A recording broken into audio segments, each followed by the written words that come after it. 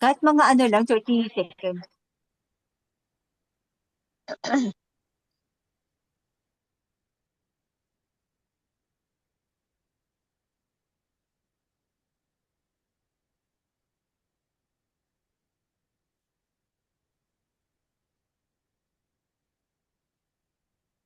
Napagpalang gabi. Isang bansa sa malayong silangan. Hello, mapagpalang gabi mga kapatid. Tayo ay magpapatuloy na ulit sa ating pagtatalakay dito sa aklat ng Genesis. So dito na tayo sa chapter 17. Okay. Kabanata 17, ang tipan ng pagtutuli. Okay. Verse 1. Nang si Abram ay siyam na taong gulang, nagpakita sa kanya si Yahawa at sinabi, Ako ang Alahayam, lumakad ka sa aking harapan ng matuwid at walang kapintasan. Gagawin ko ang aking tipan sa pagitan ko at sa iyo at lubos na dadagdagan ang iyong mga bilang. Nagpatira pa si Abram at sinabi sa kanya ni Yahawa, Para sa akin, ito ang aking tipan sa iyo.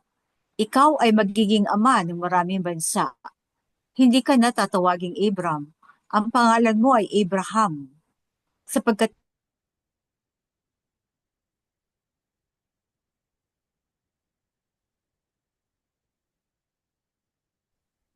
Okay, nawala ka sis. ay nawala ako. Verse 5.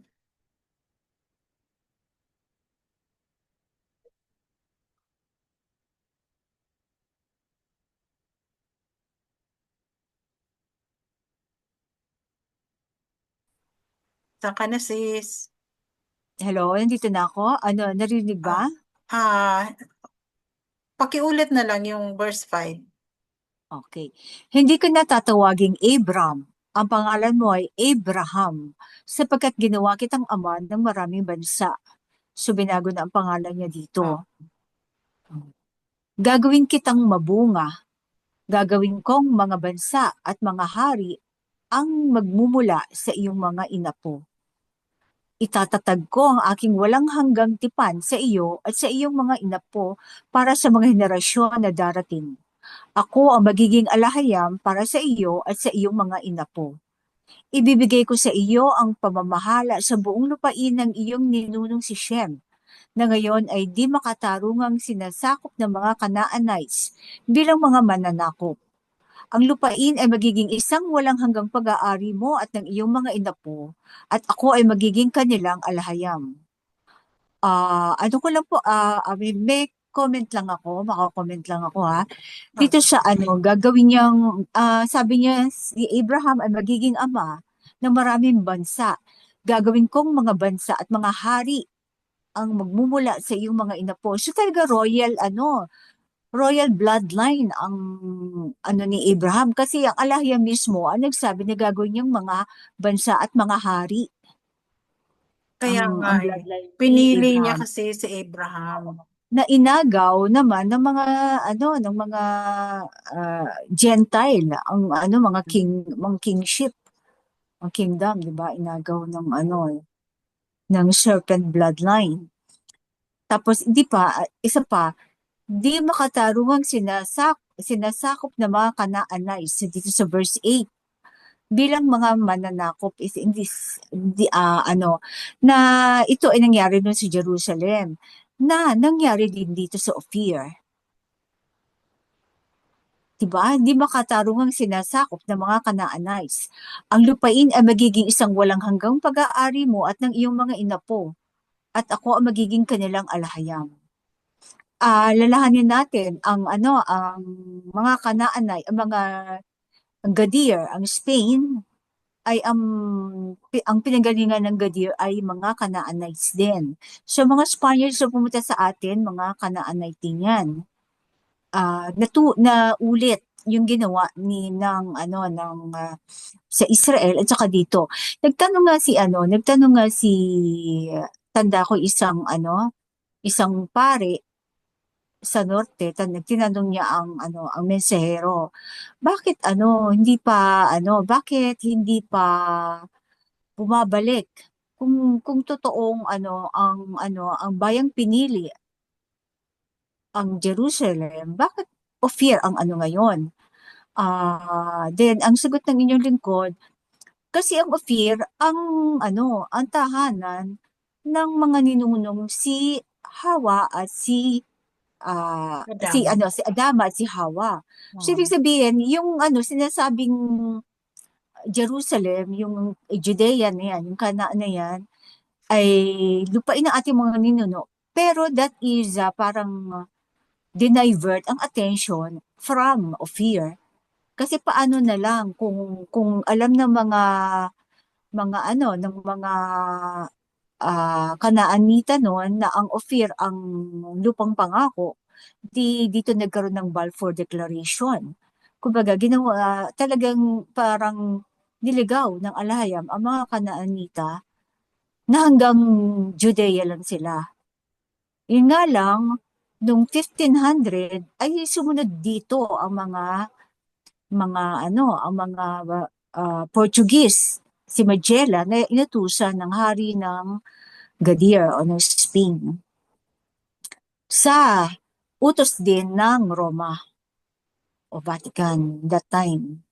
Kaya nasundan ang 10 tribes dito sa Ophir.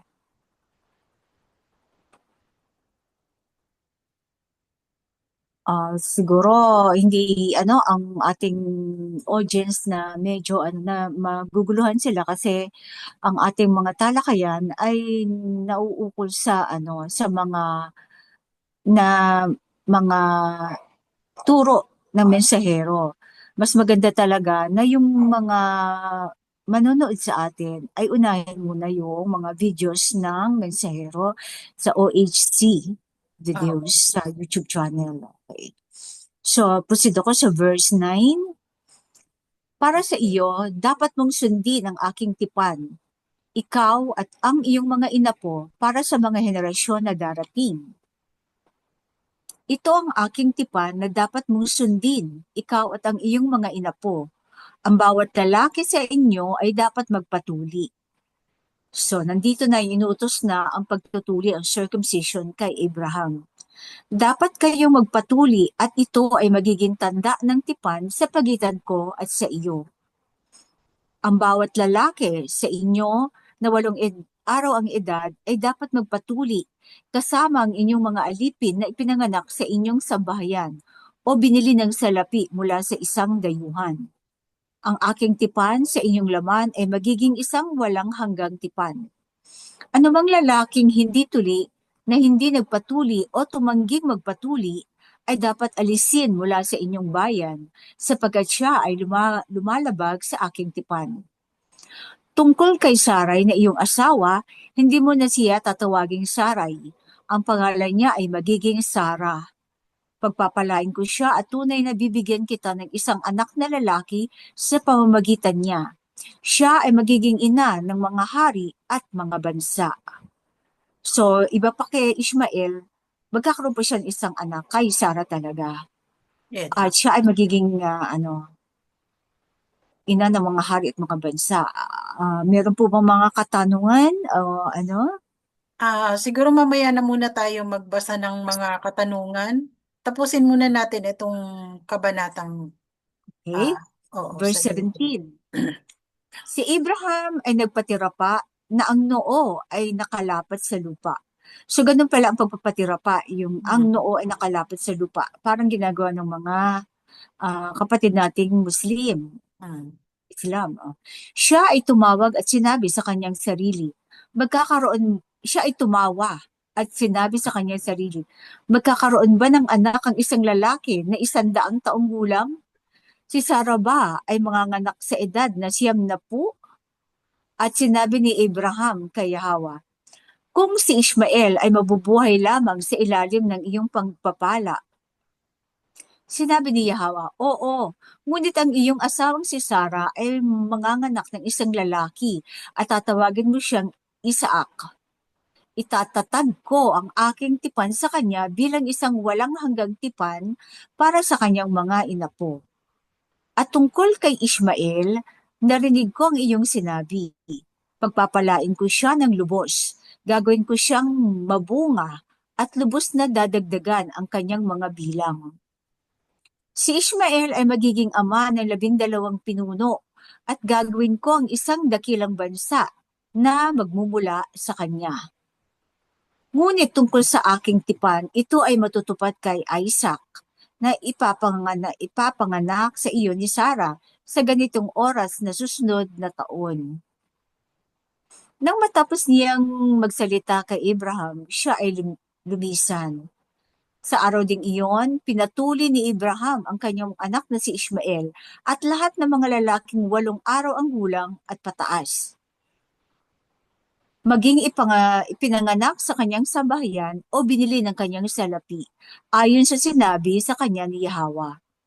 Si Abraham ay 79 na taong gulang at si Ishmael ay 13 nang sila ay magpatuli sa araw ding iyon. At ang bawat lalaki sa sambahayan ni Abraham kasama ang mga ipinanganak sa kanyang sambahayan o binili mula sa isang dayuhan ay tinuli kasama niya. Ayan. Yaga. Okay, so magbasa muna tayo ng mga katanungan. Sige. So, tingnan natin ang anong mga katanungan ang nandito. Una, totoo ba ang circumcision of the heart? Ang circumcision of the heart, ito ay interpretasyon ng mga pastor nung tayo ay nasa Babylonian pa, na ang tipan daw na ito ng alahayam kay Abraham ay para sa lahat. So, ibig sabihin, kasama ang mga kababaihan. Pero dahil wala namang dapat tuliin sa pisikal sa mga kababaihan, ito naman daw ay pagtutuli ng puso. Ibig sabihin, ang magkakaroon ng commitment sa heart nila na itinatalaga ang kanilang sarili para sa alahayam. Pero ano nga ba talaga ang kahulugan ng tipan na ito kay Abraham? So, mayroon ka bang idea? Mayroon ba kayong idea, mga kapatid? So, mayroon pang karugtong ditong katanungan. O, galing naman sa isa nating tagapakinig. Bakit hindi Pwedeng na? makasagot, sis? Sige, okay. Oo. Yung sa pagtutuli kasi, yun ang pagkaibahan ng ng itinuro ng mensahero. Iba kasi interpretasyon nga nung ibang version. Ang sabi ng mensahero, huwag kayong magdagdag o magbawal sa nakasulat. Wala naman nakasulat na magpatuli din ang mga babae. Ang sinabi lang mga lalaki. Kasi 'di ba patriarchal tayo. So ang nagdadala ng mga blessing at saka itinatag ang tipan sa linya ng mga kalalakihan. 'Di ba? Ang ano mga kalalakihan. Ang mga Israelitang lalaki ay nakakapag-asawa ng hindi Israelita basta nasa linya ng Hebrew sa ibang lahi ng anak ni Shem. Pwede sila pero ang tipan kasi sa linyada ng mga kalalakihan. 'Di ba? So hindi at saka ang tipan na yan kasi kaya may tuli, yan ang tanda. 'Di ba? Ang sabi niya, aking tanda ng pagkikipagtipan ng alahayam sa magiging anak ni Abraham na lalaki. So, tandaan din natin na ang bawat tipan na ginawa ng ating alahayam, mayroon siyang tanda. Yun yung tinatawag nating signature ng alahayam, na siya ay nakipagtipan sa tao. So, unang-una, nakipagtipan siya doon kay Noah. So, di ba, ano ang tanda sa tipan niya kay Noah? 'Di ba Ba yun, nabasa natin yon na baghari? ang tanda ng kanyang tipan ay ang rainbow o ang bahaghari. Na sa tuwing makikita niya ang bahaghari, maaalala niya ang kanyang tipan kay Noah na hindi na muling gugunawin ng mundo sa pamamagitan ng baha. So, ito ang pangalawang tipan. Dito naman, ito ang pangalawang tipan niya kay Abraham. Ang tanda naman ng kanyang tipan ay ang pagtutuli. So yun ang kanyang signature, ang pagtutuli. Ibig sabihin, kung hindi ka nagpapatuli, hindi mo kinikilala ang alahayam. So kung ikaw ay magpapatuli, ikaw ay nagpapasailalim sa batas ng alahayam. So, Eh, madaling salita, hindi po yeah. totoo yung ang circumcision of the heart. Kasi paano mo tutulian ng puso, no? Yes. Kasi ito ay physical na inutos ng alahayam kay Abraham. Oo. Kaya kung Naalala mapapansin ko, natin, 'di ba, nagpatuli si Abraham sa kanyang edad na 99 years old dahil yun pa lang ang panahon kung kailan ibinigay ng alahayam ang tipan ng pagtutuli sa kanya na at that time 13 years old na si Ismael. At lahat ng mga ipinanganak na lalaki sa kanyang sambahayan, maging sa kanyang mga alipin, ay ipinatuli niya. So, ibig sabihin, ang kanyang buong nasasakupan ay ipinatuli niya bilang tanda ng pagkilala nila sa ating alahayam. mm. Pero maiba tayo. Di ba si Ishmael ang ninuno ng mga Arabo, ang Avian, kaya mayayaman na bansa yan, di ba? So Oo. pinagpala rin talaga ang lahi ni Ishmael. So kaya pala ang mga Islam pag nagpatuli ay mga nasa na, yung magti-teenager na, malalaking bata na. Unlike Hmm. sa inuutos sa mga Israelita na 8 days, 8 days 8 pa days lang. old, oo. Oh. So ang mga nung dumating ang mga siguro dumating dito sa Mindanao ang nung mga 1300 ba yun or basta 1200 dumating ang Islam dito sa may parteng Mindanao at saka Visayas, Hmm. yun ang na-adapt ng mga Joktanite, ng mga Ophirians, Hmm. ang pagtutuli sa medyo malaking bata na. Hmm. Kasi di ba magti-teenager ka na, magpatuli ka na, di ba yun ang Oo. yun Siguro, ang yan ay kultura natin. masasagot natin ang katanungan dito. May katanungan kasi dito, bakit hindi na nasusunod ang 8 days old na pagtutuli sa panahon natin ngayon? So, kagaya ng sinasabi mo na ito ay inadapt ng mga lahi ni Ismael na tinutuli sila na at the age of 13 pataas, ganun. So, teenager na.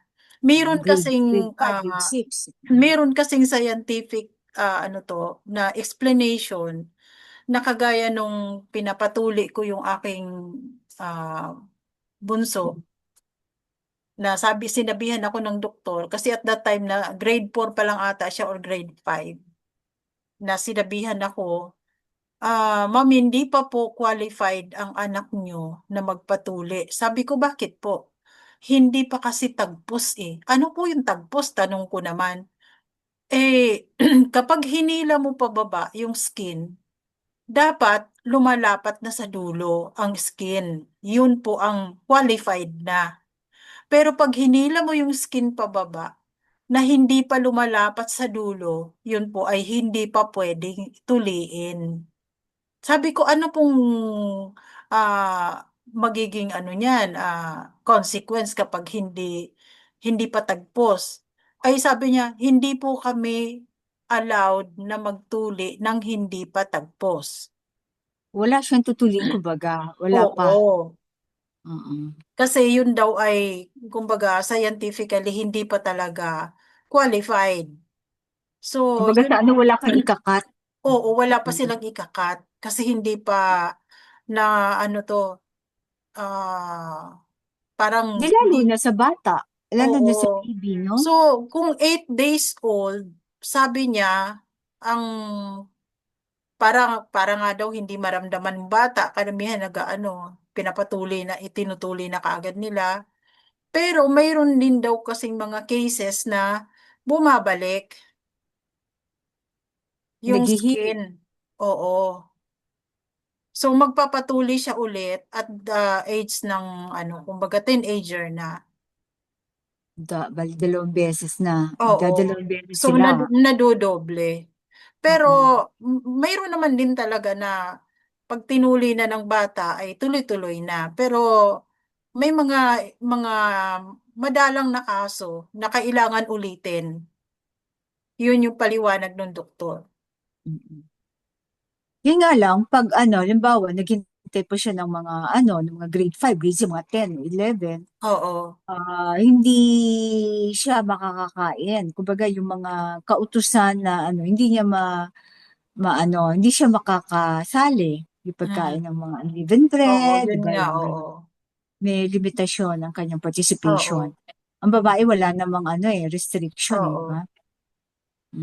So, Mm. may isa pang katanungan, bakit tinawag ng alahayam na tanda ng kanyang tipan ang pagtutuli? So, siguro nasagot na natin ito kanina sa discussion natin na ito Mm-mm. nga ay signature ng alahayam na sa bawat Makaluti na eh. tipan niya sa kanyang mga hinirang ay mayroong tanda. Gaya ng tanda na ginawa niya doon sa kanyang tipan kay Noah na ito ay ang bahaghari. Ito namang pagtutuli, ito naman ang tanda ng kanyang tipan kay Abraham. Okay. So, mayroon pang ibang katanungan. Kaya lang, teka, yung ibang katanungan kasi dito ay patungkol na dito sa susunod na chapter na babasahin natin. Siguro ipagpaliban na muna natin. Meron isa. Paano naman ngayon yung mga tulinga na ating mga kababayan? Hindi naman nila kilala ang alahayam. Bagamat ginawa nila itong tipan. Ako baga yung mga katulad ng mga kapatid natin, mga kamag-anak natin, mga tuli, pero hindi naman Oo. nila sumusunod sa tipan. Ibig sabihin, yung ibang tipan. Ginawa nila ito kasi itong ano, as a Hebrew, di ba? Kay Oo. Abraham. Oo. Although hindi sila pumasok. Oo, kasi 'di ba Health, ano din, benefit. May health benefits oo, naman siya, di ba? health benefits. Unang-una, health benefits 'yan. Kaya lang kasi ito ay parang nakaukit na kumbaga sa ating diwa na ang Kultura. tipan ng alahayam ay talagang from generation to generation. Kasi tingnan mo, nung binigyan ng alahayam ng tipan itong si Abraham, pinatuli niya ang kanyang buong nasasakupan. Wala namang kinalaman yun, di ba? Mm-mm. Sa tipan niya kung ano man ang usapan nila ng alahayam, di ba? Walang kinalaman ng mga yun. Pero dahil yun ay kanyang nasasakupan, ipinatuli niya lahat. So, ibig sabihin, ito ay dumaloy sa ating generation. Itong ginawa ni Nakakatuwa, Abraham. ano, na, Oo. ano ko yan, una kong tuwang-tuwa ako kasi isang matibay na tanda na ang mga Ophirian, tayo, ay mga Hebreo na Yes. anak ni Abraham. Kasi ang mga Tayo ang kalalakihan mga natin, kapatuli, mga di ba? inapo ni Abraham. So, So, malaking tanda yan. may Sa knowledge ibang man mga Asian, tayo o wala, wala. no?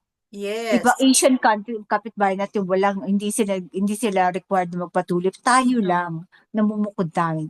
Yes. Kaya sabi ko, talaga nga, totoo. Ang sinabi ng mensahero, na nandito sa Ophir, ang mga nawawalan tupa. Yes. Isa Kaya yan. kung baga may Hebreo. knowledge man tayo o wala tungkol yan sa tanda ng tipan, pero tayo ay sumasailalim doon dahil yun ay nakaukit na sa ating diwa na Kahit pa ano ha, from take note, generation to kahit, generation. yes, at saka kahit pa na-impluwensyahan tayo ng Katoliko na Oo. makapablo. Si Pablo ayaw ng tuli, Si Pablo tinanggihan ay hindi tuli. nakipag-debate pa siya kay Peter, Oo. kay Pedro. At kaya siguro sinabi niya ang circumcision of the heart kasi natatakot siya magpa-circumcision physically. Oo. Ganun nga. Kasi sinabi nila Kasi niya sa si puso. Pablo lang naman ang natin, ang Ang narindigan gumawa natin ng ng ganyang sariling doktrina. katuruan. Oo, gumawa ng sariling doktrina si Oo, Pablo. doktrina ni Pablo yan yung circumcision Oo, of the heart. oo nga, Kasi takot siya magpatuli. oo nga. So Hmm. talagang Hebreo. Lahing Hebreo Oo. tayo. Sa kulay na lang, Okay, may mga iba pang merong ito pa, Okay. tatanong. Ito, ang karugtong. So, ibig sabihin, hindi man nila naintindihan lubos ang pagpapatuli, ito ay tanda na tayo ay Hebrew Israelites nga. Tama, Yada, tama mga kapatid. tama. Yada. May mga tanong sa iba, sa ibang okay? So, may mga ano pa tayo? Siguro nasagot na natin itong mga katanungan. So, magpatuloy na tayo sa ah, Kabanata 18. Kabanata 18. Oo. Ang tatlong bisita. Verse 1, si Hawa ay nagpakita kay Abraham sa tabi ng malalaking puno ng Mamre habang siya ay nakaupo sa may pintuan ng kanyang tolda sa init ng araw. Nakita ni Abraham ang tatlong lalaking nakatayo sa malapit at nakilala niya silang mga kakaibang makalangit na bisita. Alam niyo makalangit pero kakaiba. Agad siyang tumayo mula sa pintuan ng kanyang tolda upang salubungin sila at nagpatira pa na ang mukha ay nakalapat sa lupa. So, alam niya, siguro medyo alam niya kasi Paano nga nagpatira kaya pa niya siya eh. nakilala itong mga Oo nga eh. makalangit na bisita? Siguro, alam niya, kasi, 'di ba, propeta siya, alam niya ang mga makalangit na bisita, pero ito kakaiba. So, meron Oo. siyang nakitang kakaiba sa mga makalangit na to. Ayan ipinaliwanag sa atin ng mensahero. Pero proceed muna tayo. Verse 3, sinabi niya, kung ako ay kalugod-lugod sa inyong mga mata, mga Panginoon ko, mangyari po magtuloy kayo sa bahay ng inyong lingkod. Hayaang magpahanda ng tubig upang mahugasan ninyo ang inyong mga kamay at paa at makapagpahinga sa ilalim ng punong ito. Kamay at Take note, paa? oo, dinagdag natin ang kamay at paa. Kasi yan ang ganyan ang ginagawa ng mga saserdote bago sila pumasok sa templo, kamay at paa, na tinanggal Kamay naman ng at ang paa. kamay. Ginawa nilang paa lang. Pero kakain ka, ibig sabihin ang malinis yung paa, hindi yung kamay. Hmm. So, hindi dagdag natin ang kamay at paa kasi yun ang kultura ng mga Hebreo, 'di ba? Bago Okay. kumain, naghuhugas ng kamay. Oo. Kasi sa mga corrupted, paa lang hinuhugasan. Okay. Pero Pero parang parang ito ay ah nagbibigay ng ng kaibahan sa mga Pariseo at mga Hebreo. Kasi 'di ba nung panahon ng Mesaya, tinanong ito ng mga Pariseo, bakit oo, yung mga mga alagad mo, hindi sila naghuhugas ng kamay pag kumakain sila? Ano ba ang sinagot ng Mesaya doon? oo. Na hindi lamang ang hindi lang ang kumbaga hindi ang dumi ang nagpapadumi sa tao, kundi ang mga pumapasok. Kumbaga, hindi yung pumapasok ang nagpapadumi sa tao, kundi yung Kundi lumalabas. lumalabas. Na Mm. ibig sabihin, yung kanilang mga sinasalita ang Kaya nagpaparumi. siguro, kaya siguro tinanggal dito yung kamay. Yes, yun ang naaalala ko sis, kasi yun ang kaibahan ng mga Hebreo sa mga Pariseo. Kasi ang mga Pariseo ay masyadong literal sa Strict, kanilang, oo. So tinanggal nila. oo, Kasi saan nila kukunin yung kanilang ginagawa kundi sa Torah, hindi ba ginaya nila ang mga ang mga oo, kasi ang mga pare, mga saserdote, Bago pumasok ng bago mga gawain nila, naghuhugas ng kamay at paa. So, binura nila yung kamay, ginawa lang paa. Oo. Ngayon ay itinaman natin. Kasi syempre kahit naman tayo, di ba? Pag uwi natin, maghuhugas tayo kasi parang umawa ka sa GS, mga sasakyan, di ba? Kung saan Oo. ka nahawakan mo, ah, kamay at paa at makapagpahinga sa ilalim ng punong ito. So sa verse 5, hayaang maghanda ako ng pagkain upang kayo ay makakain at maginhawahan. Pagkatapos ay maaari na kayong magpatuloy sa inyong paglalakbay. Sila ay sumagot, mabuti, gawin mo ayon sa iyong sinabi. Kaya't nagmadaling pumasok si Abraham sa tolda kay Sarah at sinabi, bilisan mo, kumuha ka ng 3 takal ng pinakamainam na harina at maghurno ng tinapay. Pagkatapos siya ay tumakbo sa kawan at pumili ng pinakamahusay na batang baka at ipinahanda ito sa kanyang alipin. Dinala niya rin ang ilan sa mga keso at gatas, kasama ang lahat ng pagkain na inihanda at inihain ito sa kanila. Parang piyesta talaga ang mga hospitality ng mga Oo. Hebreo, no? Oo. Sobra-sobra kung maghanda para So, lang yun ang makakain. kultura na na-retain sa atin bilang mga lahing Hebreo. Yung Oo. pagiging hospitable natin. Na Kahit ang kumbaga, ang nanay masyado ko kasi noon, tayong ano, 'di ba? Naging oo, hospitable na kung ikaw daw ay natutulog sa kama, kapag ka may bisita, sa sahig ka na lang, 'di ba? oo, oo. Kaya yung mga At yung yung mga mga hindi Hebreo, natatago-tago mong mga mga buso. gamit. Oo, yung mga gamit Oo. natin, 'di ba? Pinakatago-tago. Hindi O, mo yun, doon ginagamit. nilalabas. Pero Naku kapag ka po. may dumating kang bisita, saka lang niya nagagamit. Correct, Kahit correct. nga kami ng mga bata, Oo. sabi ng yung takam na takam kami kasi pag pag bibisita lang kami ng Coke, nakakatikim ng Coke. Hindi kami pwedeng uminom ng Coke kung hindi umaalis ang bisita. Sabi, agawan agad kami magkakapatid. At saka yung mga sabi ng mother ko, naalala niya, bili ng father ko. Pag may dumating na bisita, hinahanap father ko, wala siya. Bilin-bilin, aalukin nyo kahit tubig. Kung wala kami, kahit tubig, alukin nyo. Ganun, Mm. mainom, o kape, o kahit tubig mo lang. Kasi baka nauuhaw, nahihiya lang.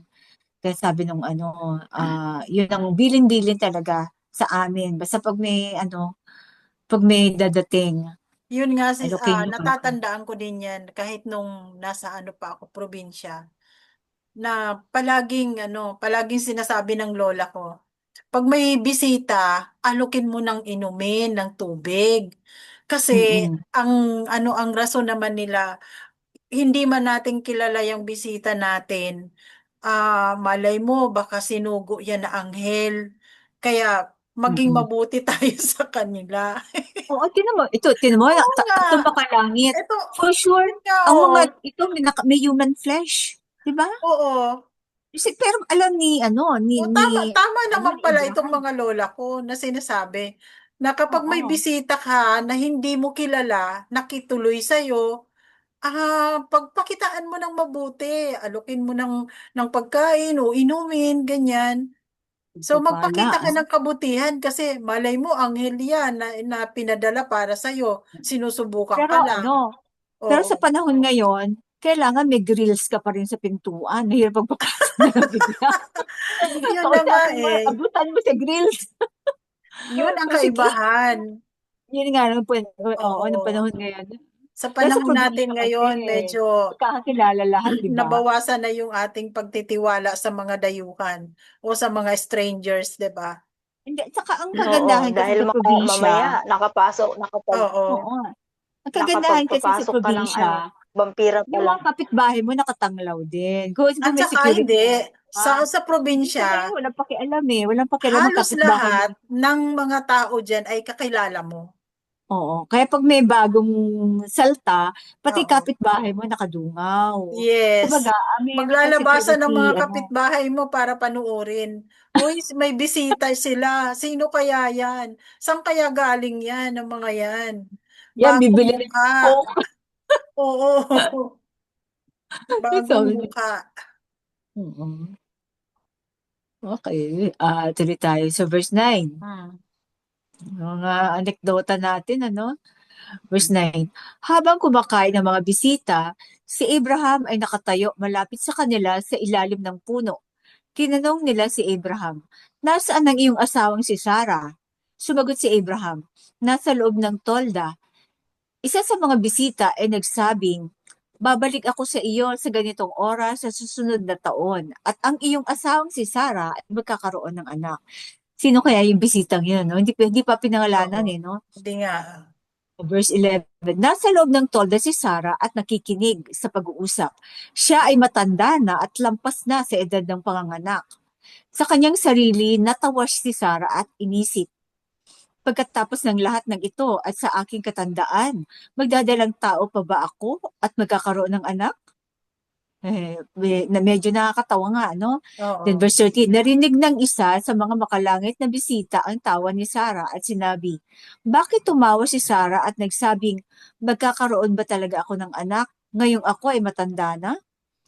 Mayroon bang bagay na mahirap para sa makapangyarihang alahayam?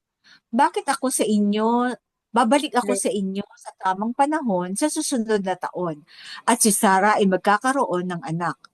Natakot si Sarah, kaya nagsinungaling siya at sinabi, hindi ako tumawa. Ngunit sinabi niya, oo, tumawa ka. Hmm. Parang ano eh, hindi ako tumawa, hindi naman siya kinakausap. Oo. Pero anyway, ngayong maang-maangan. Oo. So, wala pa silang ano no, no? Napaka-imposible kung wala pang mga ano no, mga test tube babies. Oo. Proceed tayo. Pakiusap ni Abraham para sa Sodoma.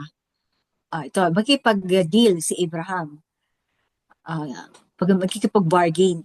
Verse 16, nang tumayo na ang mga bisita upang umalis, sila ay tumanaw sa direksyon ng Sodom at sumama si Abraham sa kanila. Parang inihatid niya, no? Hmm. Sinabi ni Yahweh, itatago ko ba kay Abraham ang gagawin ko sa Sodom at Gomorrah? Si Abraham ay magiging isang makapangyarihang bansa at lahat ng bansa sa mundo ay pagpapalain sa mamagitan niya. Pinili ko si Abraham upang ituro sa kanyang mga anak at mga susunod na henerasyon ang tungkol sa tipan ng alhayam, gawin ang tama at makatarungan, upang tuparin ni Yahawa ang kanyang pangako sa kanya.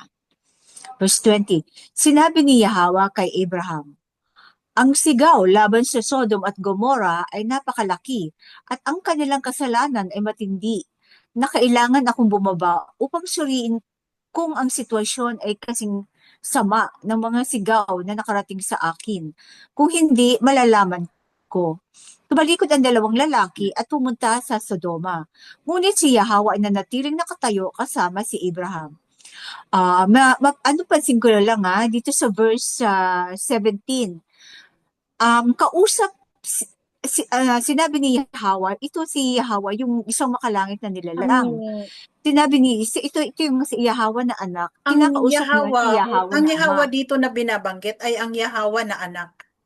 Oo, ang kausap niya, ang Yahweh na ama na nasa langit. Kasi ang Yes. tanong niya, Oo. itatago ko ba kay Abraham ang gagawin ko sa Sodom at Gomorrah? Hmm. Kasi si Yahweh na anak pala ang namili. Si Abraham ay magiging isang makapangyarihang bansa at lahat ng bansa sa mundo ay pagpapalain sa pamamagitan niya. Hmm. Pinili ko si Abraham upang ituro sa kanyang mga anak at mga susunod na henerasyon ang tungkol sa tipan ng alahayam. So that means yung authority talaga dito sa ating daigdig ay na kay Yahweh na anak. Ibinigay talaga. So siya ang namili kung anong lahi ang kanyang babasbasan at kung kaninong lahi siya magkikipagtipan. So dito nagtanong pa siya sa kanyang ama, itatago ko ba kay Abraham? Kasi pag itatago ko ba dito, samantalang siya best friend ko, kaibigan ko siya at Hmm. siya ang mamumuno. Sa kanya ako padadaanin ang pagpapala sa buong kalupaan, sa buong Hmm. daigdig, sa kanya ko padadaanin. So, tapos after that, siguro sumagot sa kanya si ang alahaya, si Yahweh na ama, ngayon kinausap man niya si Abraham. At sinabi niya, Ang sigaw laban sa Sodom at Gomorra ay napakalaki at ang kanilang kasalanan ay matindi na kailangan akong bumaba upang suriin kung ang sitwasyon ay kasing sama ng mga sigaw na nakarating sa akin. So kaya pala, isinama niya yung dalawang makalangit na nilalang upang subukan kung totoo ang ganun kasama. Hmm. So, So, ibig oo, sabihin, si Yahawa na ama at si Yahawa na anak ay bumaba din. hindi. Si Yahawa, hindi maano bumaba si ang Yahawa na ama kasi napaka ano niya, matutunaw ka sa kanyang gamma ray yan. Hmm. So ano, yung So, ang alam kinausap ko, muna oo, ni ang alam ko Yahawa, kasi dito, si Yahawa na anak at may kasama pa siyang dalawang high-ranking na oo. makalangit na kilala. At ano, ngayon, isasabihin ko ba? O sasabihin ko na ba kung sino yung dalawa niya? Kasi alalahanin natin yung yung transfiguration. Oo, Yun na lang ang clue. Yun na lang ang clue sa transfiguration. Yung dalawang kasama ng Yahweh na anak. Yahweh oo, the Son. oo. So, anyway, madadaanan natin Moses yon. and Elijah. Yon, sinabi mo na Hmm. sis, papaano ko Oo. pa naman yun? Papa-price pa naman sana ako. Ano ko sa mga Oo, pagiging so yan ang ang mga kasama niya. Talaga lagi niyang kasama ng Hmm. Yahawa na anak. Pero Yung alalahanin mo, wala pa si Elijah that time, wala pa si Moses that time. oo. Pero ang diwa kasi nandiyan na. Iyan ay madidiscuss natin sa aklat ni Judas Iscariot. Hmm. Yung at saka yung Book of Enoch ay actually yung sabi ko Book of Enoch. Pero Hmm. ito balik tayo dito sa daigdig natin. Ito ay nagpapatunay na si Yahawa hindi pa kasi pinapanganak, hindi pa siya nagkakatuwang tao dito kaya Yahawa the Son pa siya. Hindi Oo. pa siya Yahweh Shai. Hindi pa siya pinapanganak ng Yahweh Shai. So Yahawa the Son at saka Yahawa the Father ay nag-usap muna. Then si Yahawa the Son ang kasama ni Abraham.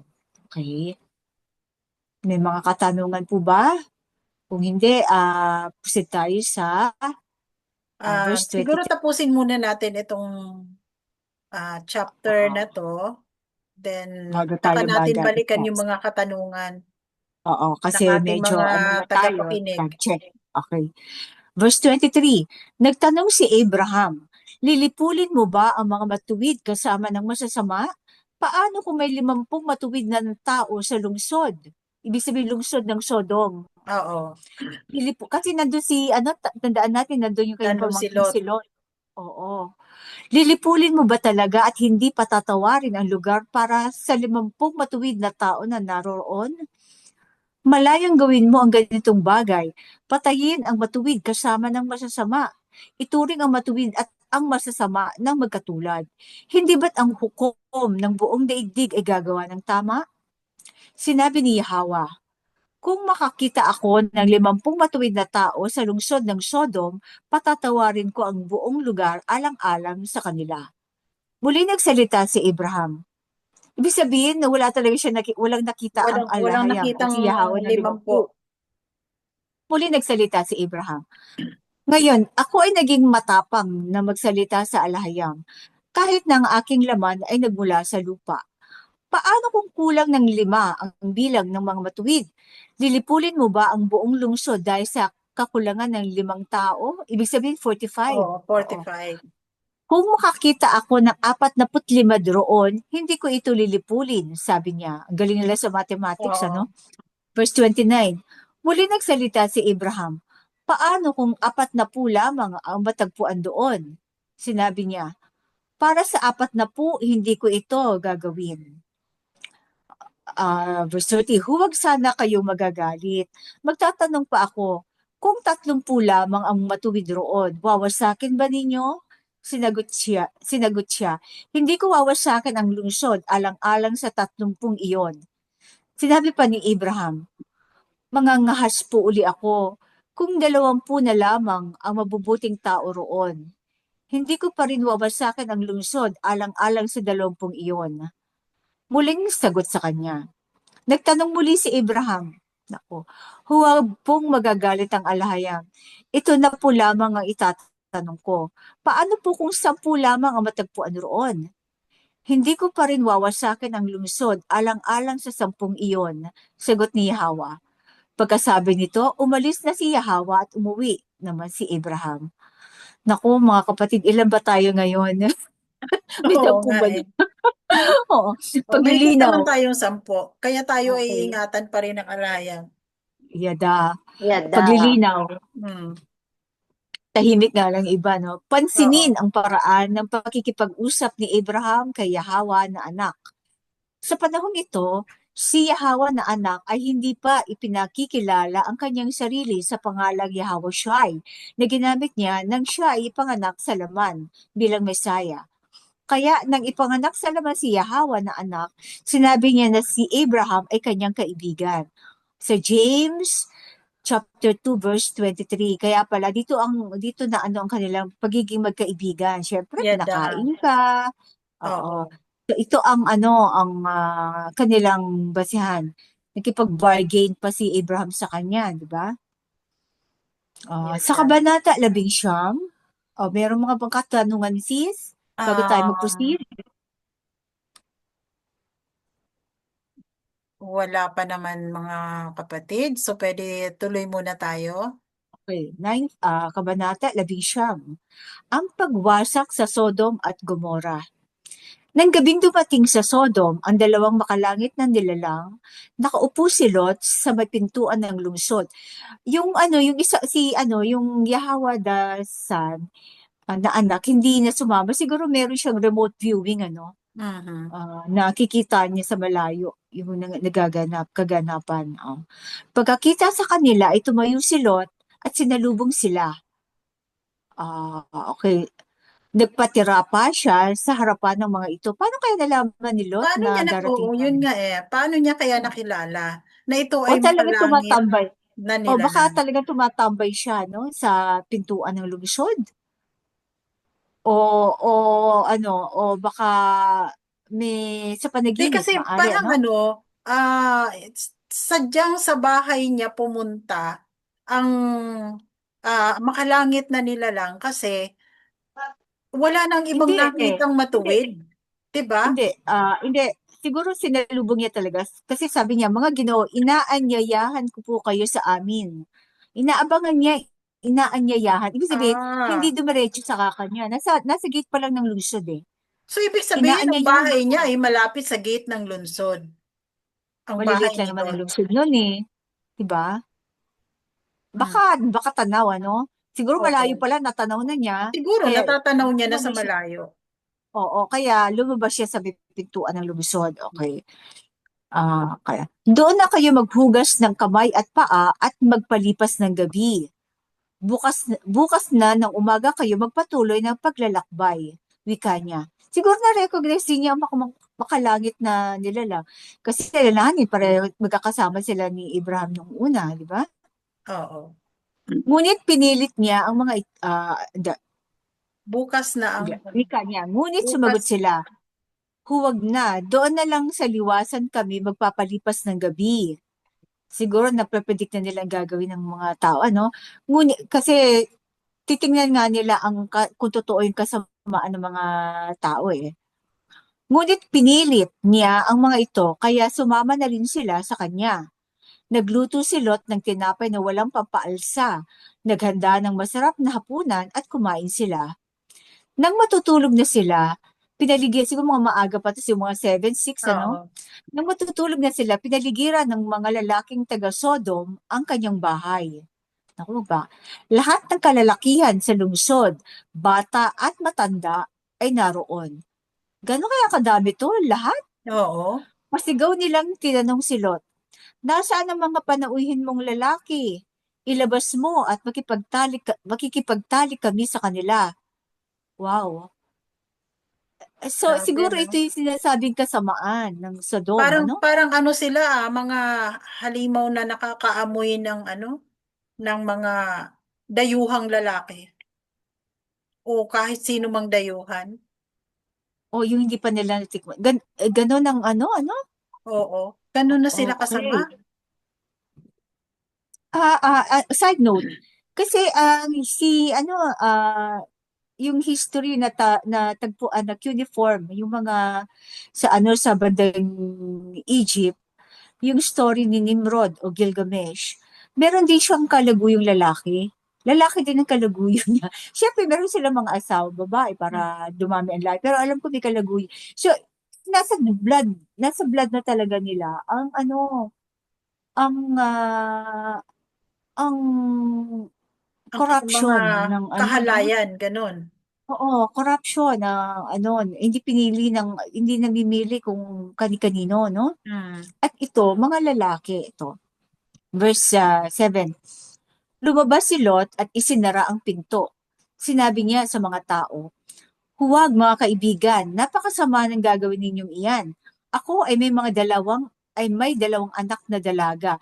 Sila na lang ang ibibigay ko sa inyo at gawin ninyo sa kanila ang gusto ninyo. Huwag lamang ninyong galawin ang mga lalaking ito. Mga panauhin ko sila at dapat ko silang ingatan." Ngunit sumigaw sila, "Huwag kang makialam. Sino kang dayuhan na maghuhusga sa amin ng aming gagawin? Tumabi ka kung ayaw mong masaktan ng higit kaysa kanila." Tinulak nila si Lot at tinangkang wasakin ang pinto. Ngunit hinatak siya ng kanyang mga makalangit na panauhin at isinara ang pinto. Pagkatapos, binulag nila ang mga tao sa labas, bata man o matanda, kaya't hindi makita ng mga ito ang pinto. Ang galing, ano? Sinabi ng dalawang makalangit na panauhin kay Lot, "Meron ka pa bang ibang kasama dito? Mga anak na lalaki at babae? Mga manugang na lalaki? O kamag-anak mo na nandito sa lungsod? Umalis na kayo rito sapagkat gugunawin na namin ang lungsod na ito. Pinakinggan ni Yahawa ang mabibigat na sumbong laban sa mga taga-Sodom at pinapunta kami upang wasakin ang lungsod na ito." So, napatunayan talaga nila ang kasamaan ng lungsod. Oo. Pero ang maganda dito Verse, sa kanilang sinabi, meron ka pa bang ibang kasama dito? Mga oo, anak na o lalaki kamag-anak, at babae, mga yada, manugang na lalaki o kamag-anak na nandito sa lungsod. Kahit yada, kahit pala hindi kasama doon sa mismo bahay. sa loob ng Basta iyong kamag-anak. pamamahay ay kasama pa rin. Basta Kasi Hebreo sila eh. oo. 'Di ba? Ang mga Hebreo na nasa lungsod at saka yung ano, 'di ba? Sabi nga yung dayuhan lang sila diyan kasi Mm, inangkin nga ng mga Kanaanita ang Sodom. Kaya nung oo. tumira doon si Lot, sila ang mga dayuhan, yung mga Hebreo. Pero kasi ang sabi nga walang natitirang 10 matuwid. So kahit pa siguro may Hebreo diyan, na na rin, na adapt Corrupted na. nila Oo. ang kasamaan, ang mga kasalanan ng mga Tanging taga-Sodom. taging ano lang talaga yung mga yung angkan lang talaga ni Lot. Kumbaga pamilya Pamilya lang o talaga ni sambahayan Lot niya. ang nakitang Oo, matuwid sa lugar na yun. oo. Pero alalahan mo, ang kanyang mga mamanugangin ay hindi rin nakinig Kaya ni nga Lot. hindi rin nakinig sa kanya. Okay, verse 14. Kaya't pinuntahan ni Lot ang mga mapapangasawa ng kanyang mga anak na babae at sinabi sa kanila, "Umalis na kayo agad sapagkat wawasakin ni Yahawa ang lungsod na ito." Ngunit akala nila ay nagbibiro lamang si Lot. Nang magbubukang liwayway na, inapura ng mga makalangit na panauhin si Lot, "Magmadali ka, umalis na kayo ng inyong asawa at dalawang anak nang hindi kayo madamay sa pagkawasak ng lungsod." Nang nag-aatubili pa sila, hinawakan sila sa kanilang mga kamay at halos kaladkarin na sila ng mga panauhin palabas ng lungsod, sapagkat si Yahawa ay naawa sa kanila. Okay. Naawa sila alang-alang kay Abraham, ano? Oo. Verse 17. Pagkatapos, isa sa mga makalangit na nilalang ay nagsabi, "Iligtas ninyo ang inyong sarili. Huwag kayong lilingon o hihinto sa libis, kundi kayo ay madadamay. Magtago kayo sa kaburulan para hindi kayo mamatay." O ibig sabihin, sa libis ay pababa. Huwag kayong, Oo. pataas. Pataas ba yon? Sa libis, ibig Aliyah, sabihin, no, sa pababa. pagitan ng dalawang bundok, Oo. So, yung valley. bali. Huwag kayong lilingon. O sa pababa yon.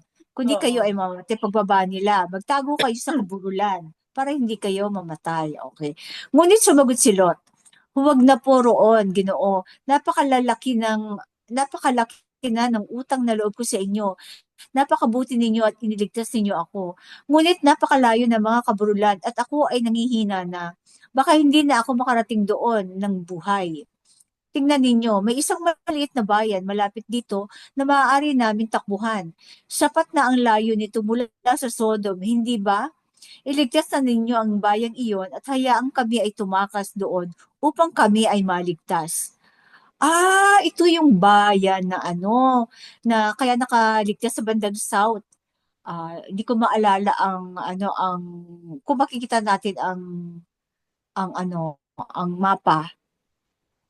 Mm. Anyway, baka madadaanan natin. Oo, sige, doon na kayo magpunta at hindi ko wawasakin ang bayang iyon. Zoar. Zoar, okay. Suwar, oo, sa Oo. Suwar. Ngunit magmadali kayo. Wala akong magagawa para sa inyo kung nasa mapanganib na lugar kayo. Kaya si Lot at ang kanyang pamilya ay nagmadaling tumungo sa lugar na iyon para maligtas. Kaya ito ay tinawag na Zoar. Ito pala, nandito na. Oo. Verse 23, nagpaulan si Yahweh ng apoy at asupre mula kay Yahweh sa langit para tupukin ang Sodom at Gomorrah. Nang makarating si Lot sa Zoar, ang araw ay sumikat na sa lupain. Okay. Ito, nagpaulan si Yahweh ng apoy at asupre mula kay Yahweh sa langit. So, ibig sabihin, ang nagpaulan, si Yahweh Si na anak, Yahawa na ama. na galing ang asupre kay Yahweh na nasa langit. Yahweh the Father. Para tupukin ang Sodom at Gomorrah. Hmm. Okay? Paglilinaw. May dalawang Yahweh sa talata sa itaas. Ang Yahweh sa langit at ang Yahweh sa lupa na nagpadala ng naglalagablab na asupre sa Sodom at Gomorrah. Isang katulad na pangyayari ang naganap sa Exodus 34:8 to 9. Verses, okay. Ano ka lang to ha? Kung saan kinausap ni Moses si Yahweh, ang ama, at sinabi, kung ako ay nakatagpo ng pabor sa iyong paningin, hayaan si Yahweh, ang anak, na sumama sa amin. Pagkatapos kinausap ni Moses ang anak at sinabing, kunin mo kami bilang iyong mana. Ito ay malinaw na nagpapatunay na parehong ginagamit ng ama at ng anak ang pangalang Yahweh. Tandaan na ibinigay ng ama ang kanyang pangalan sa kanyang anak, kaya't pareho silang Yahweh sa pangalan. Sa Exodus 23 verse 21. Medyo advanced tong ng mensahero ang kanyang paglilinaw. Hmm. Nasa Exodus matatagpuan din ang pagbibigay ng pangalan. Okay. Verse 25. Tinupok ni Yahweh ang mga lungsod na iyon at ang buong libis, lahat ng mamamayan doon, pati ang mga pananim. Ngunit lumingon ang asawa ni Lot, kaya't siya ay naging isang haliging abo. Ayan ang nangyayari sa disobedience, ano? Hmm. Kailangan may presence of mind. Kasi curiosity din, at saka ang paglingon dito ay tanda na ayaw niyang iwan. Kumbaga, Oo. siguro marami siyang kaibigan, Marami yung siyang gamit. komportable buhay, oo. At saka yung kanyang mga kumare, yung kanyang mga Mga masasayang mahahalagang bagay sa kanya. kaganapan, di ba? Yung pagpa-party nila, yan. So, siya ay naging haliging abo. Verse 27, kinabukasan, maagang nagtungo si Abraham sa dakong pinagtagpuan nila ni Hawa. Bumalik si Abraham dun sa Sa yung kung Mamre. saan nila natanda, kung saan, hindi, bumalik siya kung saan niya inihatid Hmm. si Hawa the Son, kung saan siya nagpag-bargain, di ba? Overlooking. Okay, mula roon, tinanaw niya ang Sodom at Gomorrah at ang buong libis. Nakita niyang tumataas ang makapal na usok na parang nagmumula sa malaking hurno. Nang gunawin ni Yahawa ang mga lungsod na iyon, hindi nawaglit sa kanyang isipan si Abraham at iniligtas niya si Lot mula sa kapahamakang sinapit ng lungsod na kanyang tinirahan. Siguro si siguro nabalitaan din to ni Abraham siguro. Okay. Si Lot at ang kanyang mga anak na babae. Okay. Verse 30.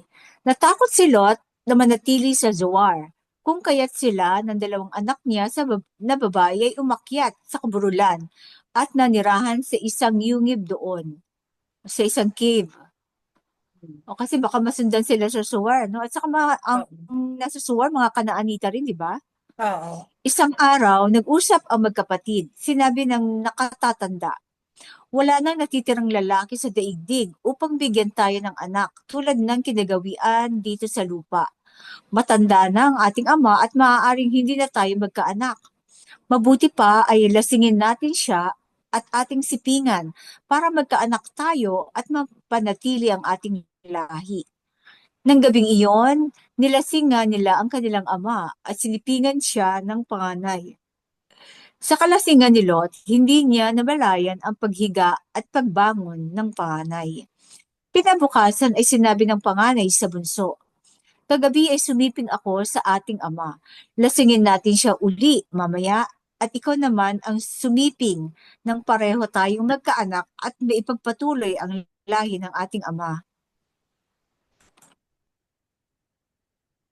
Nilasing nga niya uli si Lot upang ng gabing iyon at ang bunso naman ang sumiping. Tulad ng dati, hindi na malaya ni Lot ang kanyang pagkikipagtalik dahil sa kalasingan. Pwede pala yun, no? Oo. Kaya't nagdalang tao ang magkapatid. Nagkaanak ng lalaki ang panganay at tinawag niyang Moab. Siya ang ninuno ng mga Moabite. Lalaki rin ang naging anak ng bunso at tinawag naman niya itong Ben-Ami. Siya naman ang ninuno ng mga Ammonite. So sa panahon natin, ito ang mga Jordanian, Oo. Moabite and Ammonite. Paglilinaw, ang mga Ammonite ay mga lahi ni Lot, kaya hindi dapat malito na ang mga Ammonite ay parehong lahi ng mga Amorite na nagmula sa lahi ng mga Canaanite. Iyan daw. May mga tanong ba tayo bago tayo mag-discuss? Tingnan natin, Mm. check natin ang ating chat box. Mhm. Meron dito, ah, sa isa nating tagapakinig, bakit inialok ni Lot ang kanyang mga anak na babae sa mga taga-Sodom? Ano ang mga kasalanan ng Sodom at Gomora? O ano nga ba, mga kapatid? Alin mo na, yung unang first question mo na, ano Yung nga ba yung unang tanong, bakit inialok ni Lot ang kanyang mga anak na babae sa mga taga-Sodom? Dahil yun nga ang, kumbaga, titingnan natin na ang babae ay para sa lalaki at ang lalaki ay para sa babae, 'di ba? Bakit na saka ninanais nitong mga ano, mga kalalakihan na makipagtalik doon sa kanyang mga bisita ng mga lalaki din? sabihin mga gay sila lahat, Oo, no? so ibig sabihin mga bakla sila dahil Lahat, gusto nila baka lalaki. lalaki din ang kanilang mga makakatalik. Pero Pero ang yung pag-aalok ang ni ang Lot sa pagiging mga anak, matuwid, kumbaga, ang pagiging matuwid, ang babae ay dapat ang maging ano, kapartner ng oo, lalaki. at saka alam kasi siguro nila, alam ni Lot na mga makakalangit na nila lang yon, Oo. Kaya na baka natatakot kumbaga, din siya para sa kanilang oo. syudad. Baka gantihan sila, no? Kumbaga, Kung ano, baka mas mamak. pinahalagahan ni Lot yung kanyang mga bisita kaysa sa kanyang sariling mga anak. So, Tsaka ganun doon, that time kasi, ang mga babae kasi is parang second class, yun no? nga eh, oo. Kumbaga, katulong lang Parang talaga ng parang ang tingin lalaki. nila sa mga babae noon ay isang pag-aari ng isang At ano, saka 'di ba? anakan, oo. Kaya Oo. pag nag-asawa, parang hindi na siya anak ng yung asawa na may-ari, hindi na yung ama. Oo. Isang Tama. kagamitan na pag-aari, maaaring ipahiram, pa maaaring kumbaga alipin lang Pero sa yun. Hebreo, hindi. Oo, Kailan siguro, alam niya ang pwedeng gawin ng mga makalangit. So kasi ang oo. ikwento nun na galing sila kay Abraham. Kaya habang Mm, kumakain, baka naikwento niya, di ba? Galing ako sa ano. So oo. sa alam niya, ako pamangkin ako ni Abraham, ganyan. Galing na kayo doon, gano'n. Mm. So, alam niya na mga makalangit na nila lang yun. Kaya talagang hindi niya pwedeng samantalang kay mga anak, flesh and blood lang naman kumpara doon sa ano, no? Oo. Um, Kaya siguro yun ang pinaka-explanation doon. No? And Mm. then, ano yung pangalawang tanong ulit? Ano ang mga kasalanan ng Sodom at Gomora? Ayun, lahat ng corruption na ginagawa, Oo. lahat ng paglabag sa sa mga statutes, mga Kumbaga, kautusan, lahat ng habilin. kasalungat ng kautusan. Oo. Abomination ang Oo. makipagtalik sa kapwa lalaki o Abomination. kapwa Mga babae, di ganun nga, ba? oo. Abomination kay Aba. Siguro doon ay at saka yung siguro pati sa mga animal, Oo. pati sa mga saka rape, imagine. Mm. Sobrang kasamaan. Saka siguro nagnanakaw. Ang alam ko, nagnanakaw din sila dito, nangaagaw parang pag may mga dumadaan, 'di ba? Parang Ninanakawan din nila. natatandaan ko doon sa binasa natin sa extra biblical na itong mga Oh, taga Sodom at Gomora sa isang kumbaga, kung tayo ay nagdiriwang ng new moon every month, sa kanila ay mayroon din silang pagdiriwang na tinatawag, nakalimutan full ko. moon. Full Oo, moon ba? full moon ata. Red Oo, moon, parang oo. Isang at saka lang pagdiriwang na every month. Tapos, ang ginagawa nila sa kapistahan nila na yan, ay nagpapalitan ng asawa. oo, parang tama. Oo. Oo. Parang meron silang ano, ang tawag doon? Parang Ah, yun ang celebration nila ay orgy. magpalitan, oo, Oo, mag-orgy. oo, magpalitan Kapitbahay ng nila, ng kapitbahay ni mga ganyan. asawa at Oo, saka ngayon, ginagawa nila yan in a broad daylight. oo, So orgy ganun nga. ganun kasama ang kanilang lahi. Mm-mm. Saka may Talagang kwento ko lang. masyadong makalaman. Oo, yung Vesuvius, 'di ba yung ano ba 'yon, yung mountain na tumupok sa Hmm. tapos excavate uli nila. Tapos yung meron dong nakita nila yung mga ashes Oo. ng mga tapos nakita niya, akala nila all the while na isang pamilya yon na may ina, may mga anak. Then nung Oo. magkaroon na ng DNA testing sa nila, nakita nila na yung may mga alahas na yun, hindi pala lalaki pala. Tapos yung mga bata na ano-ano niya ay hindi niya anak, hindi niya ka-DNA. So that means noon pa lang may mga pedophilia na. Hmm. Very rampant ang pedophile nung panahon na yon. Tapos, Oo. kaya siguro pinaputukan ng bulkan. Tapos marami mga magkayakap na kapwa lalaki. So, makikita mo talaga ang corruption noon pa Hmm. man. Hmm. Ngayon, medyo siguro nakatago na, pero that time, kasi sa atin kasi dito tayo, medyo conservative talaga ang mga Hebreo, di ba? Buti Hmm. na lang.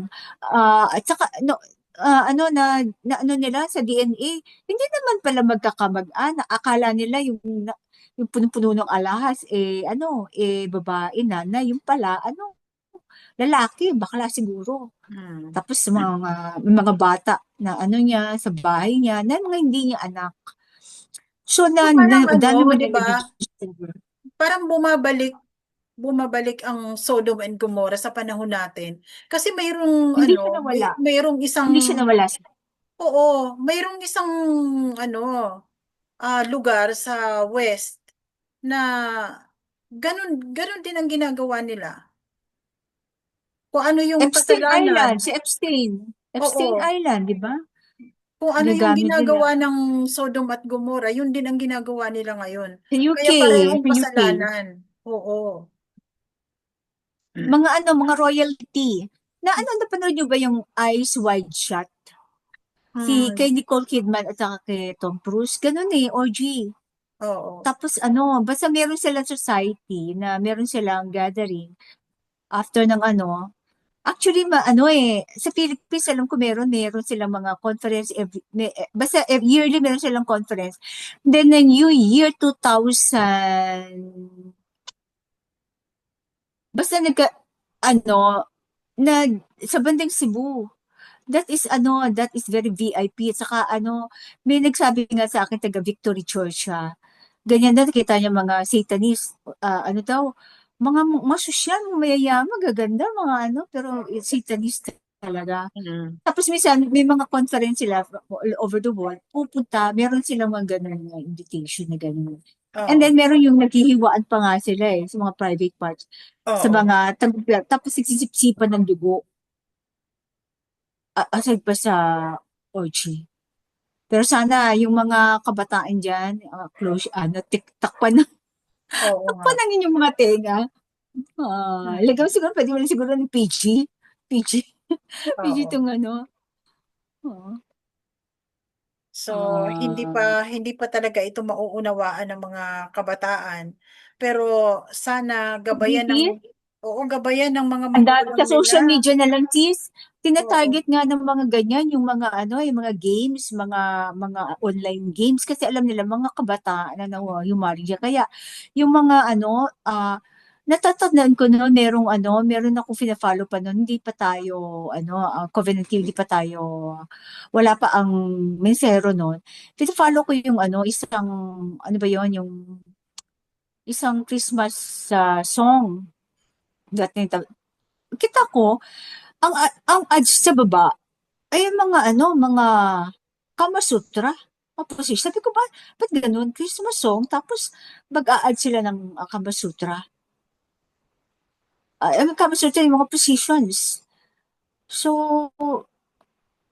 then ngayon, malinaw na sa akin kung bakit na hindi nilalayo ano, ang Christianity sa na ganun. Kasi alalahan natin, ng mga meron din yan, nangyayari din yan sa Vatican, sa mga underground, sa underground, sa Vatican, Oo. yung mga child, offering, child sacrifice. Oo. So, hindi pa talaga nawala yung mga yung kasamaan ng mga lahi ni Cain. Mm. Hanggang ngayon, hindi lang pero ang dami online kung gusto mo mag-join. Ang dami. Hmm. Maraming satanism. Pero bakit pa? So, Nasa katotohanan tayo, di ba? oo. Free will natin. Ba't tayo mamimili na, bound to be doomed? Siyempre doon na tayo sa kaligtasan. Yan lang. Nakalangit na So, kaharian. medyo lumagpas na tayo sa ating time frame. Pero mayroon pang Yeah. isang katanungan dito, kapatid. Ano pa? Related ito doon sa mga naunang chapter. Ano ba ang kahalagahan ng pangalan? Bakit ito pinapalitan ng alahayam? Na yung kay Oo, Abraham at kay yung Sarah. pagpapalit ng pangalan mula Abram, ginawang Abraham, at Oo. Sarai, ginawang Sarah. Kasi ang pangalan, ibig sabihin ng pangalan ay reputasyon. Mm. Siguro binago ng alahayam yun ang turo ng mensahero na ang pangalan ay reputasyon. Kaya 'di ba may mga bansag-bansag tayo. So kaya pala pag may malilikot na bata, sobrang tigas ng ulo, pinapalitan nila ang pangalan Hmm. so ganun kaimportante ang reputasyon mo. Kaya pag sinasabi mo magulang, sinira mo pag sumusuway, kahihiyan sa pangalan. Ibig sabihin, reputasyon. Oo. Napakahalaga para sa ano, Kasi ang reputasyon ng good, good mapapansin name, a natin good na name. maging doon sa sa pagkakaroon ng anak ni Jacob, 'di ba? Ang nagbibigay ng pangalan yung babae, yung nanay. Mm. 'Di ba Kaya kasi mahirap din oo, pala. At least, natatawagin mo yung ano, isang tao na tanga. oo. O kaya BO-BO, di ba? Ganon. Kasi Oo. i-imprint din sa consciousness ng bata. Aba, oo nga, Yes, ano, baka ako oo. may ganon, di ba? Na Kaya ganon ka. Kaya, napakahalaga ng ng pangalan. So madadaanan natin sa mga susunod na chapter kung ano yung ipinangalan doon sa anak ni Sarah dahil sa kanyang pagtawa, 'di ba? Kaya sabi, pangalanan mo, tawagin mo itong Isaac na ibig sabihin, ano yun? Laughter, 'di ba? O oh, pagtatawa, kasayahan, anak, di ba? oo, Oo, kasayahan. katuwaan. Oo, basta yun ang ibig sabihin ng Isaac pala ay laughter. So madadaanan natin yan sa Galing. susunod na Kaya mga pala love na love kabanata. si Sarah, ano, no? Saka sa Oo, extra biblical kasi, di ba, talagang only son eh. Kaya oo, kinamatay niya halos, di ba? oo. Okay, anyway, ano yun, sa extra So pag madadaanan nandun din yung natin, oo. Extra biblical. So ganun talaga meron ka kahalaga bang ang inihanda? pangalan. Kasi ako natatandaan ko nga din nung ako ay na nanganak. Talagang pinag-isipan ko ng mabuti, ano nga ba talaga ang ipapangalan ko. So, naghanap ako, ano ba ang mga pangalan na may magagandang kahulugan. Character. So, Oo. magandang karakter. So, yung aking panganay, talagang pinag-isipan ko yung yung ano niya, hinanap ko pa talaga yung meaning. So, most Oo. of the time talaga ang babae ang nasusunod sa pangalan eh. Kaya lang, siguro kailan inihintay ko yung panahon na meron na magpapangalan sa anak nila ng Judas. Kasi Oo, yun naman na yun lang, ng oo. Sana no? lang, oo. Judas. Kasi Judas ang kabis, di ba? Kasi Oo. napakapangit ng Judas. Pero Napakapangit actually, kasi ng ng reputasyon Judas na kasi. kung paano natin nakilala si Judas. Oo. Pero Pero ang dito, Judas at Judah is iisa lang yan, di ba? Pero yeah, ang oo. ginawa nilang Oo. H, ginawa nilang Yeah. S, pinasama nila yung Judas. Pinasama ang Pero, pangalan. oo. Pero Pero, na-vindicate siya nung dumating ang mensahero. tapos Yeah. kaya ano, sa Judas, sa Maccabeus, Maccabees, Oo. yan. Oo. Mavivindicate din uli ang pangalang Judas. Yes. Oo. At saka, So, ano, mayroon na lang tayong isang katanungan dito. Ewan ko, ano pa ba? Nagkasala ba ang anak ni Lot sa pakikipagtalik sa kanilang ama? Oo nga, 'di ba? Hindi siya hindi siya ni-rebuke ng alahayam, 'di ba? since wala pa ang batas nun eh. Wala pa Oo, ang batas ni wala Moses pang nun na huwag batas. ka Sa panahon na 'yon makikipagtalik. Oo, ay wala wala pa pa. ang batas. Oo. At saka pagpaparami ang ano eh. Siguro Oo. out of ano talaga, ignorance. Akala nila, sila nila natitira sa mundo. Hmm. No? At saka Pero siguro dahil kumbaga pala din eh.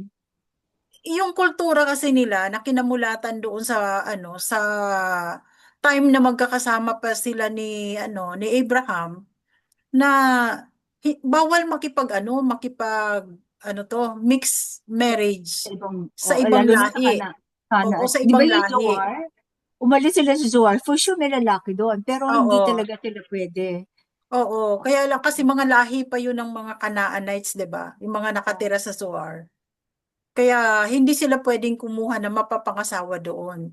Dahil alam Oo. nila na sa kultura ng mga Hebreo at kultura ng mga, Pinagbawal. oo, pinagbawal ang mag-asawa sa ibang lahi.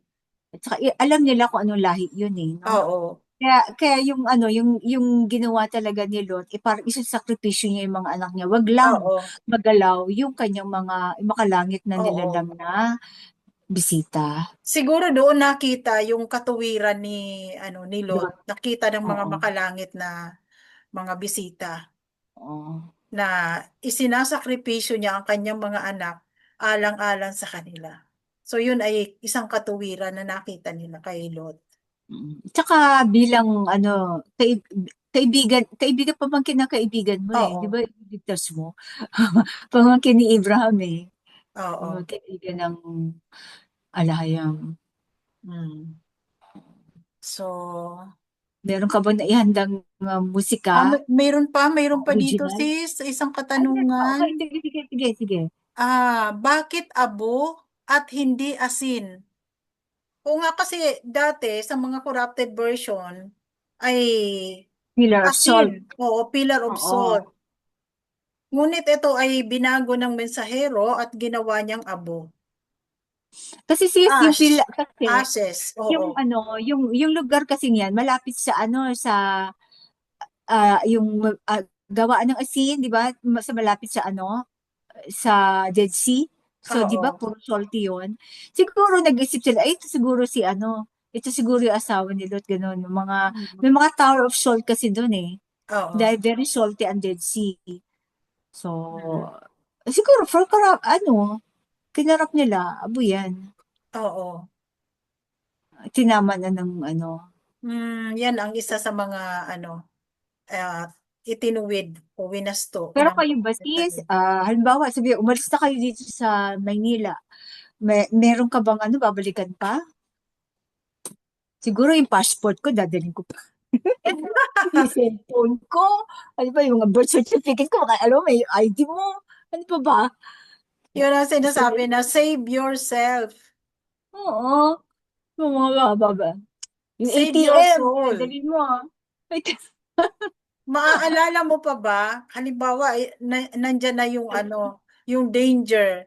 Maaalala mo pa ba na mayroon kang mga mahalagang gamit na babalikan? Sabi nga ng mm. mensahero, save your soul. Oo, kasi Save pag nawala ka yourself. naman, Oh. wala ka nang matatangay, di ba? Dahil wala kang ibang madadala pagka ikaw ay lumisan sa mundong ito, kundi ang Oo. kaluluwa mo lang. Mm-mm. So yun ang pinakamahalaga. Gaano ka man kayaman, gaano man katanyag ang iyong pangalan, iiwan mo din yan. Babalikan sa lupa. Oo, babalik ka rin sa lupa at ang tanging ma madadala mo at maihaharap sa alahayam ay yung kaluluwa mo. Mm-mm. Kaya yun ang dapat na napaghandaan natin na habang tayo ay nabubuhay pa, dapat magkaroon muna tayo ng katiyakan na kapag namatay kaya ako, saan kaya ako pupunta? Oo, So, prepare mo na yung pupuntahan mo. oo, ang isang katiyakan natin na iniwan sa atin ng mensahero ay ang covenant. Oo, Ang hawakan pagsunod mo sa ang mga covenant. Oo, batas. Yung tipan yes. natin. Kasi ang covenant ay isang virtual na Ark of Noah. So sis, ang covenant ay Tagalog, ay English yung tipan, di ba? Oo, ang tipan. Ang Di ba? tipan ay Parang isang, pag-aasawa yan, may oo, covenant ka sa asawa mo. 'di ba? Oo. Oh, sige, Nakipagtipan ka. ito ang gagawin ko sa iyo. Sabi ng lalaki, oh, alagaan kita, poprotektahan kita, o di ba? Po-provide ako Mm. sa iyo. Ang tipa naman ng babae sa asawa niya, "O, sige, aalagaan din kita, bibigyan kita ng anak, magagawa, anuhin ko yung tahanan para sa iyo, yan. Oo. Pakakainin ko kayo pagluluto. Parang gano'n, parang yun ang Mm. ano, although hindi stated yon, pero yun ay ah, 'di ba pag ano naman, hindi mo naman sinasabi yun sa mapapangasawa, o sige ako Mm. maghuhugas ng pinggan, pamamalengke kita, hindi mo sinasabi yun, pero ang alahaya, ibinigay niya, napakalinaw, ito ang gagawin, pag ginawa mo to, gagawin ko ito. Pag Mm. ginawa mo to, pag sinunod mo to, ito ay pagpapala. At pag hindi mo ginawa, ito ang sumpa. Napakalinaw Mm. ng mga Oo. kautusan. Mas malinaw pa sa actually sa pag-aasawa. Oo. Na kaya walang Kaya dahilan nga, 'di para ba? hindi gawin yung Ang pa. pagsuway, Ito kakainin nyo, ito huwag sa mo pagtuway kakainin. ay Ito, laging o, di ba? may kaparusahan. Pero sa pagsunod, Oh, laging may pagpapala. Pag sumuway ka, oh, pagpapalo yan, 'di ba? oo. Oo, ang alahayam ay nag-aano na nag nagpapatawad siya, pero lahat ng kasalanan ay may consequence. Patatawarin ka niya, pero may consequence yun. Kaya nga ikaw ay sasabihan para hindi mo maranasan yung consequence. Kaya binibigyan ng batas. Hindi Yada. dahil lang gusto lang ng hindi lang kapritsyo ng alahayam na wag kang kakain nito. Hindi lang sa dahil kapritsyo niya kasi may consequence yung pagkain ng mga bawal. Na Yes. ayaw ng alahayam na consequence ng high blood o mga sakit. Hindi yung Oo. kapritsyo. Kasi alam niya ang makakabuti at hindi. Ngayon, ang mga tao napakahigpit naman, ganun. Mm. Pakahigpit na. Kasi hindi pa nila alam ang consequence Oo. ng bagay na ginagawa nila. Although, papatawarin ka ng alayam, pero yung consequence, hindi mo matatakasan. Yada. Oo. Ano natin? Meron ba Okay. tayong ibang ano pa? So, yun May, na ang mga last na katanungan natin. Wala na. So, marker na tayo sa tapos, chapter na 20. meron tayong music, yung ibang yung mga Ah, original na awit na ginawa nung buhay pa ang Mensahero Sis. okay, sige. Play natin ulit ang ating pinaka-paboritong awit. Ah, Signature song, no? oo. I-share ko po.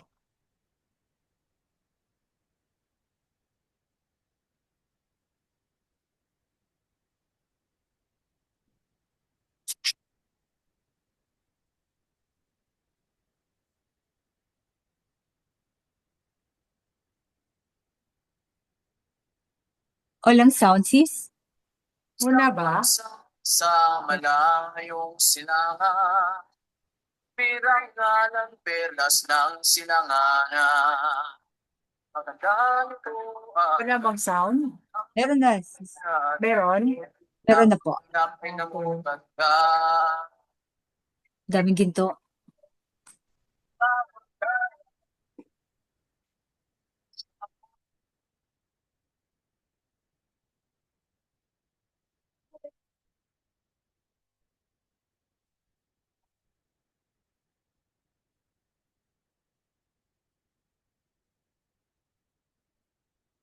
Ng at may sa batas, yamang kultura at may sarili sika. Pero biglang nagbago, naging sultan at dato, mga raha at rito, ulas at laksa.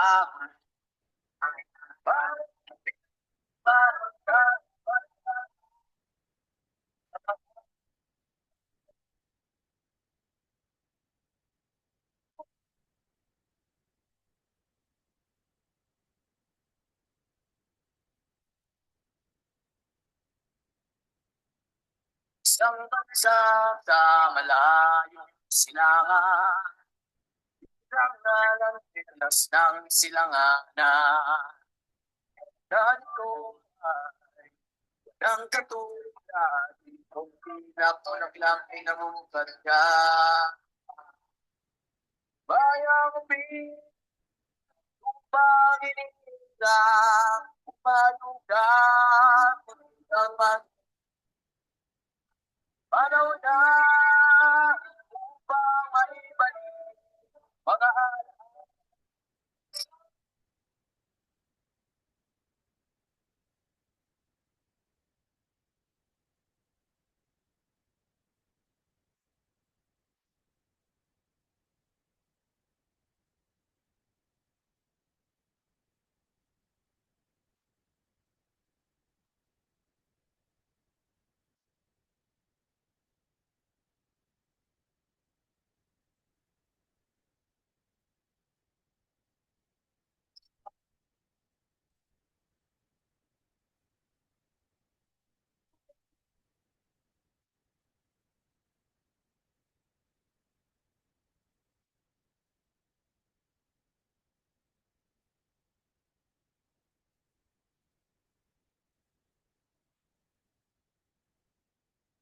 my wife without makeup.